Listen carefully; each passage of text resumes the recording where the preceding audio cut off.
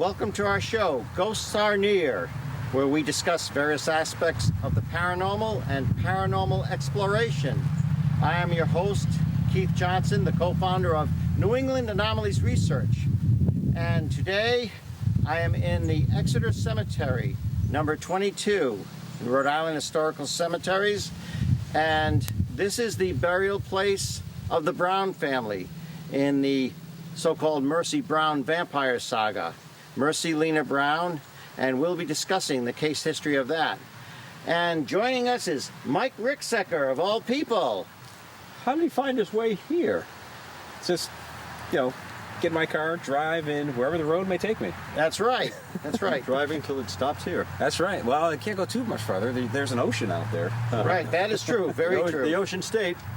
Now, of course, you're familiar with the Mercy Brown story. We've discussed it many times, and you're doing your show here today as well. Yep, sure did. Great, exactly. Now, but this is the first time you've ever been here, Mike. It is, yeah, fantastic. I appreciate you guys taking me out here and having a look around. Glad. We've been waiting for this for some time to actually take you through the actual location here. Yeah, it's and just going through and learning more and more of the backstory of what happened with Mercy Brown and the entire family. Seems like every time I talk to you, Keith, that I'm always learning something more. In fact, Carl was just saying that same thing about you. I always learn a bit more from you. Well, glad to have you here. Knowledge surfaces, yeah. Right, exactly. You know, I don't have a show. I can only be on your guys' show. Well, we're happy to have you. Welcome aboard. You welcome guys aboard. as well, yeah. Yes. Well, here we are, and thank you for joining us. Let's explore the story of Mercy Lena Brown. We are here at the gravesite of Mercy Lena Brown. This is Chestnut Hill Baptist Cemetery in Exeter, Rhode Island, southern section of Rhode Island, South County. And this is what is known to Rhode Islanders and other aficionados of vampire lore as Vampire's Grave. And Mercy Lena Brown succumbed to tuberculosis when she was 19 years of age. Her story is rather remarkable because she did not rest in peace. Her body was exhumed 2 months after her death on suspicion of vampirism. And here she remains. She died in 1892. And her case, her situation actually was part of the inspiration for, used in research for Bram Stoker's 1897 novel Dracula. It has unique ramifications. And we'll be visiting a holding crypt, a keep, where her body was stored for the 2 months. She died in January and was exhumed in March. And we've known about this, Carl, this story, since we were teenagers. Yes. And just an interesting story to tell at that time. Yeah. Wanted to go see the grave. But the fact is, this is all documented. Her body was pulled out of the tomb. And it's because members of her family, although she wasn't the first to expire, members of her family were dying in rapid succession from this wasting sickness known as consumption or the vampire germ. Today we know it as tuberculosis. Interestingly, there was a tuberculosis clinic in Providence, Rhode Island, but it was thought that she was probably a supernatural agent was claiming these lives. There are reasons for that. George Brown, the father, was desperate to find a remedy, and they sought folklore, the supernatural. And he himself did not ascribe to the vampire superstition. He was only at the last stages of his son's life where he was desperate for any cure. So we believe it was members of the Exeter Grange, where farmers would have their meeting place, and he was given advice there, most likely, that he should do this cure, this exorcism, so to speak, of disinterring family members and looking for the incorruptible. Now, if someone is incorruptible, well, they haven't died properly, so... Well, of course, in Mercy Lena's case, her sickness was not readily diagnosed as tuberculosis. It would have taken time to administer to the clinic. So there were reasons why George sought out this supernatural folklore remedy. So why did they seek out a supernatural remedy? And why not bring Mercy Lena and Edwin Brown to the sanatorium, the tuberculosis clinic in Providence, Rhode Island? At that time, they were not officially diagnosed with tuberculosis. It would not have been called such. It was known as the wasting sickness. Tuberculosis was not common parlance. The vampire germ was another term for this. Also consumption. Consumption. Because it literally consumed the victim. Right. They would waste away and cough up blood. So a more immediate remedy was sought, and that was found in folklore, in the supernatural. And it was determined that her body should be excised under suspicion of vampirism. And indeed, her body was discovered in a remarkable condition.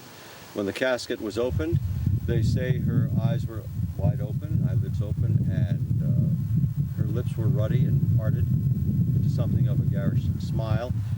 Her hands were fixed as claws. So this is the story. As some people passed it down. And they say even when she was moved, a moan was emitted from her throat. But there are reasons for this. Gases accumulating and being expelled from the body would have bloated the corpse and given her a lifelike appearance. There's no easy way to tell this. There's a thought that she might have been interred while she was still living and mistakenly been put into the tomb too soon and was trying to claw her way out. I'd like to disbelieve that. I don't know. But what I like to try to do, because we've known about her for so long, been interested in this case, it's I like to try to recreate Mercy Brown, what she was like as a person. Now, unfortunately, there are no likenesses of her that we know of from life, but as Carl was saying, she did die at age 19. That was on January 17th, 1892. Her birthday was August 2nd, 1872. Now, because of the way her body was treated, one would think this happened in the 17th century or earlier. It sounds more medieval. It was actually this very remedy. late for this to actually have taken place. It's the latter part of the 19th century, and most of this superstition had been done away with. But this place was Exeter was very, very rural, and it was becoming increasingly depressed at the time. It was not that well populated because the farming industry was on its downhill. There still were many farms, but agriculture was not what it once was, and so very, very unfortunate that this happened. But there was no known cure around here for tuberculosis or consumption, as they called it. And of course, her mother died. Her mother died in 1883, December 1883. Mary Eliza Brown, and she was 36 years old. And only about 6 months later, the next eldest daughter, Mary Olive, she passed away from the same sickness. She was age 20. A seamstress, very talented seamstress at age 20, and very, very beloved member of the Chestnut Hill Baptist Church at the time. In fact, when Mary Olive died, she was so loved that the whole congregation turned out in the cemetery very few days afterwards. And then on March 17th, 1892, were the exhumations. That's when that took place. George Brown, again, didn't believe in the old superstition, but basically his friends at the Exeter Grange talked him into it. And being a desperate parent, he finally decided to go with the old superstition. I believe that that initial exhumation took place in, it was March and early morning, and there were 12 people assembled there? Yes, 12 people. Including Dr. Metcalf. Yes, parishioners that would have known Mercy Brown in life, of course. And again, she really didn't get that much attention at the time. The Exeter Gazette would talk about our son Edwin, our dear son Edwin. The whole town knew him, and of course he was the only son, so he was considered the most important. But of course her body was here and then taken out, probably freshly defrosted, which is why when Dr. Harold Metcalf did a rudimentary autopsy here, that's why her heart seemed to be filled with blood, which was probably recently defrosted. Yeah, what were elements almost of the supernatural that would suggest the supernatural or preternatural? It had her heart filled with blood, which flowed. Yeah. Once thawed. Her body had a lifelike appearance. Could have been due to the expellation of gases. Built up in the body would have bloated her, may have given her more lifelike appearance. Ruddy lips. Yeah. Just seeming lifelike. Her hands, they say they were in a tense position. Perhaps if she was trying to claw her way out. Right, and I think that's kind of kind of bled from the Sarah Tilling. Yeah, house, they which- blended these right, two, you know. Right, it did blend in. And Sarah Tillinghast was, of course, very, very beautiful, according to the story. But I didn't know that. I'll take your word. yeah, she was long, wimpy blonde hair, bright blue eyes. But as far as Mercy, we don't know what she looked like. I have tried to recreate her, piece together what she may have been like, what she may have looked like, and very, very fond of her and her sister. Now, Mercy, her middle name was Lena, and that's how her friends knew her. They did not know her as Mercy, they called her Lena. So that shows some independence that she chose to go by her middle name. Her older sister, Mary, of course, went by the name of Olive, went by her middle name But I too. believe Mercy was the only exhumation in the Brown family. Is that correct? Well, first they actually exhumed her mother. Oh, yes. Her mother, Mary Eliza. That's right. They disinterred them all like around the same time, and they had gone to skeleton, I believe. As I recall. Right, essentially. Her mother was, of course, died in December 1883, and her body was in kind of a mummified state. Now, of course, there's a lot of explanations for the decomposition or lack thereof. Depends how tight the coffin is, if water seeps in. But she was in a mummified state. Her heart was excised, and it was just a lump of dried flesh. And next was Mary Olive to be exhumed. She was basically just skeletal, except she had a very long growth of thick Actually, hair I have heard that, remaining. yes. And then, of course, Mercy at the keep here. It's called the keep, and some people, I don't know if this was done here, but some people would place a bell inside the keep. You know, the old story of the dead ringer, so somebody could ring the bell if they were prematurely put in here. Well, Keith, all of this seems to make sense. You have, the bodies in advanced decomposition, they're exhumed. Yes. And you have Mercy Lena Brown, and she is, as would be expected. Why the idea that she was a vampire? Why did that seem to confirm that something supernatural was at work? Well, it's interesting. The Exeter Grange, going back to that, the Grand Master of the Exeter Grange was William Rose. Now, some years before, William Rose had the same kind of situation in his family, where her daughter was disinterred after her death to see if she was in fact uncorrupted and therefore probably inhabiting a vampire or a demonic spirit. Now, he is the one that probably, we suspect, gave George Brown this advice. If you really want to do things the right way, you've got to see which one of them is actually a vampire spirit. And so that's where that comes from. Very, very interesting. And Harold Metcalf, of course, he didn't believe in the situation either. Well, I believe he was persuaded to preside over the Right. He had actually apostolic jury because he was persuaded on provision that he would be paid, compensated for his presence. Yeah, he was also provided with warming libations. Right, exactly. And he was called in to treat Mercy in the latter part of her disease, although he said she was beyond help at the time. She was too far gone, Which unfortunately. I'm sure was true. Yes. Yeah. And he wanted nothing to do with this because he was also the county medical examiner. He lived in Eastdale, Rhode Island. So he had a reputation. Yes, right. And I can't be going performing autopsies in the cemetery, looking for the undead. So is that accurate? They agreed to pay him for his yes, services? it was a 19-year-old farmhand was sent to ask him and came back that with the message that he was not going to be involved. Came back with a handful of money provided by George Brown, and then Dr. Metcalf agreed to do it. He was just saying that the only reason I'm doing this is because I'm being paid to do it. I don't believe in the superstition, so that's why he performed the autopsies. Now we know Mercy's heart and liver were excised. Heart and liver, yes. Yeah, and the heart did drip some coagulated blood that probably had just defrosted, partially coagulated. So that's all the people, that's all the townspeople, although he himself said there's nothing unusual about her state of decomposition at this stage. After all, it was the two coldest months in the year. But the townspeople that had done the exhumations, they were convinced that's all they needed. And so her heart was actually burned right in the cemetery, reduced to ashes. And of course, the ashes were saved and mixed in a concoction, and they were fed to her brother Edwin, who was ailing at the time. They made an elixir out of it and was given Yes, to him as yeah. an attempted Right. inoculation. Yeah, kind of like a rudimentary inoculation. Obviously, it didn't work. He Very died- rudimentary. Right. He died less than 2 months later on May 2nd, 1892. But in a way, the theory was correct. They had the theory correct. Yeah, that they were proceeding on, sound medical principle, which would become sound.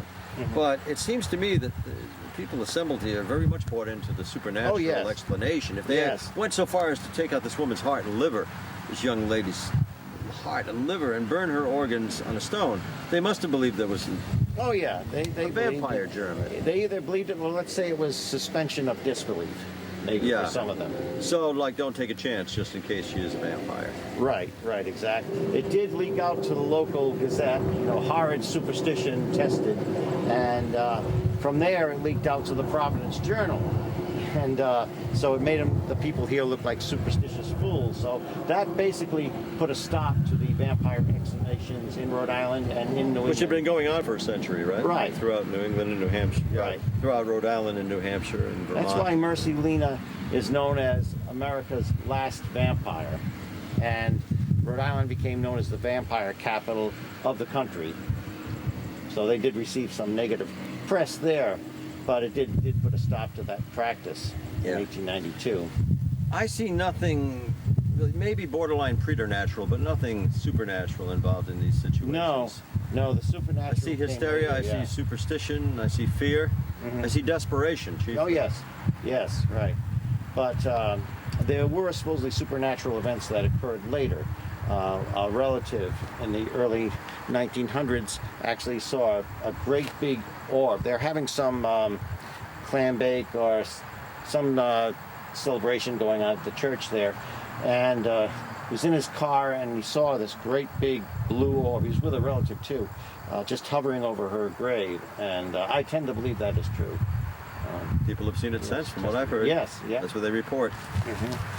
Now, some people say they've seen her walking through here. I tend to doubt that. I think it's mostly people's exaggerations or Probably too good to be imagination. true. Right, Yeah. right, exactly. Now, Mercy herself, try to recreate her as a person, like if you actually knew her. I think she was somewhat spirited. Obviously, like I said, she was independent enough to go by her middle name, Lena, as her Yeah. sister went by her middle name, Olive. We know she was popular among her friends. Well, it's a very rural setting, but this was in what they call the gay 90s. People were becoming more progressive in their expressions, Yes. their entertainment, their selections of music. Oh yeah, things were really starting to change. So Not you got so much the here though old in school Exeter. and new school See? combined. Right, yeah. They were still very, very much living in the 19th century here. Right, in this region, in this area. Well, let me ask you another question, Keith. Although I hadn't intended to really interview you, but could there be another vampire outbreak, say in Rhode Island? Is there potential for that? Because people do become hysterical and become very fearful. Well, as far as easily. the exhumations go, I don't think so. I don't think that would happen again. However, Well, with modern burial Yeah. techniques, unlikely. you get the urban legend that people believe. My cousin's friend said he saw this, and then you get it kind of snowballs. And I think there could be kind of a fear of that if enough people believe it. As far as the practice of disinterring, no, not with modern embalming I and such. but- extremely doubt that could happen. There would have to be suspicion of murder, Right. or if they really wanted to ascertain the cause of her death and weren't certain of it, then they would warrant an exhumation. But you need a warrant for Right.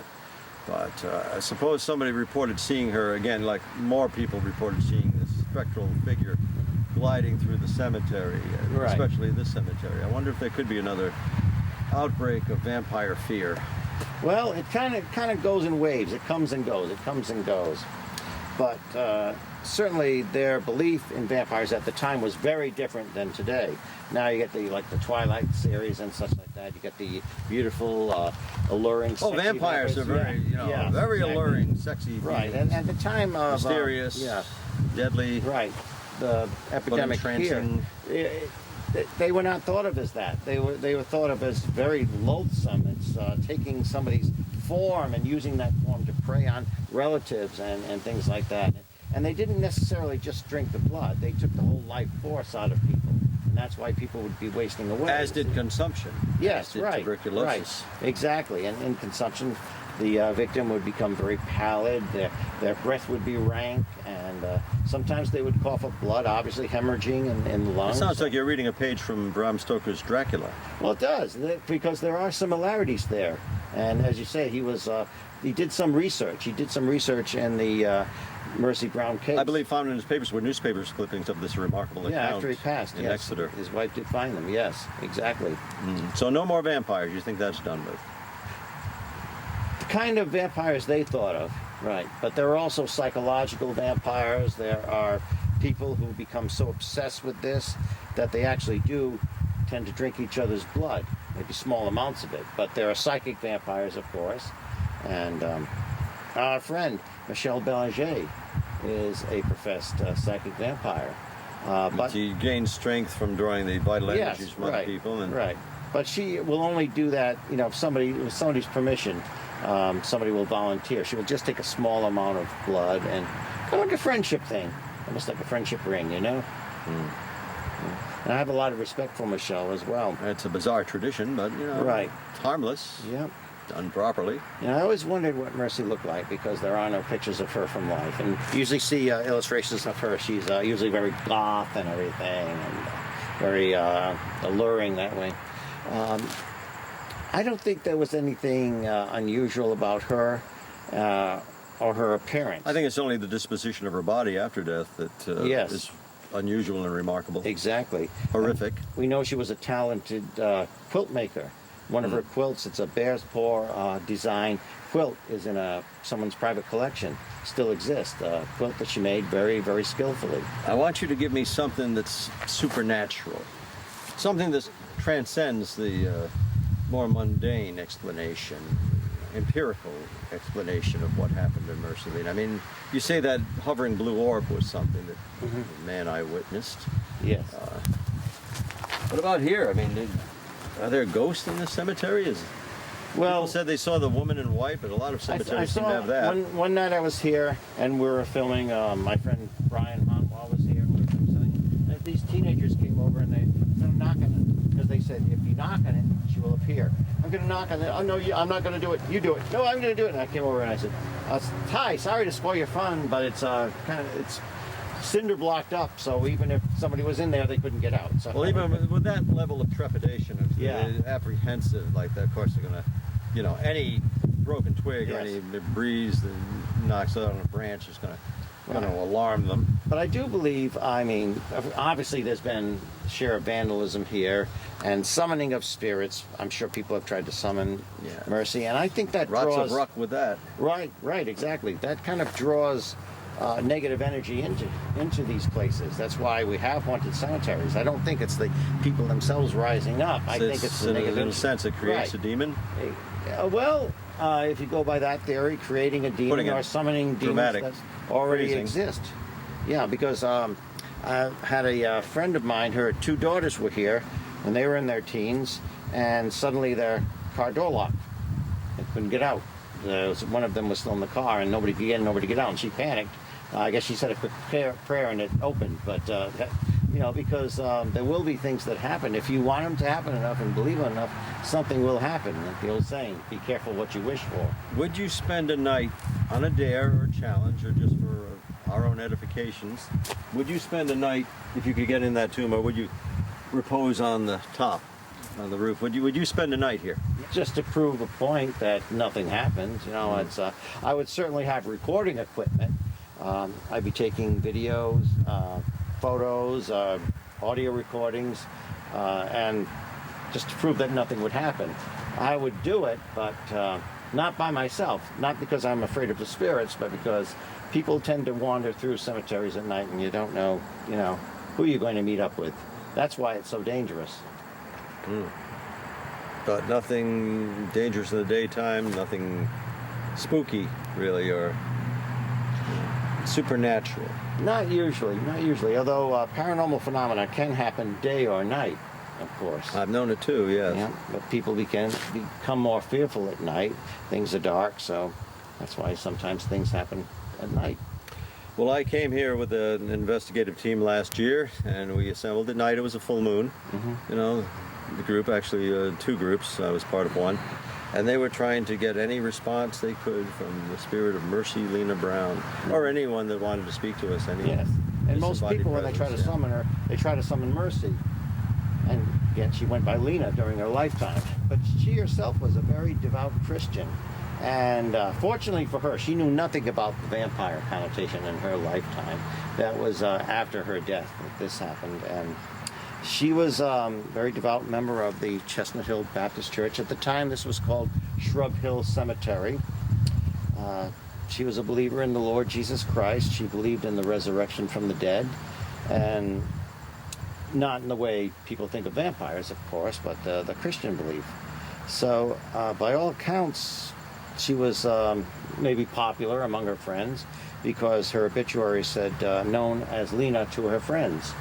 And her father was a farmer and a horse trader, so would have had access to horses, different kinds of horses. That makes somebody popular.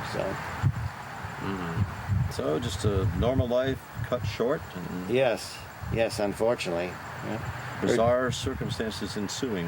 Her greatest dream was, her ambitions was probably to become married and fall in love, be married, have many children of her own, but unfortunately that did not take place. That's the church that she actually attended.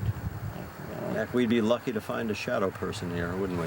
Yes, yep. And now Mercy Lena Brown is somewhat of a celebrity, especially locally. Not for the reasons she would have wanted, of course, but nonetheless, this is what happens. And as you saw in Mercy Brown's headstone, one thing remarkable about that, unlike the other headstones, it has no epitaph, no Christian epitaph. Why is that? Because of the way she was disinterred and the vampire connotation. It's very sad. And I noticed Because there's nothing that was her fault. there at is all. a heavy steel band encasing the base of the stone. Yes, that's because in 1992 it was wrenched off and stolen. Her headstone was stolen. And, of course, very serious penalties for that. But the word was put out in local publications, look, if you return the stone undamaged, no charges will be pressed, no questions asked. So somebody did return it, and that's why there's that steel band there, making sure it isn't stolen again, hopefully. Thank you for joining us today in the Exeter Cemetery as we have explored the story and the legend of Mercy Lena Brown, known as America's last vampire.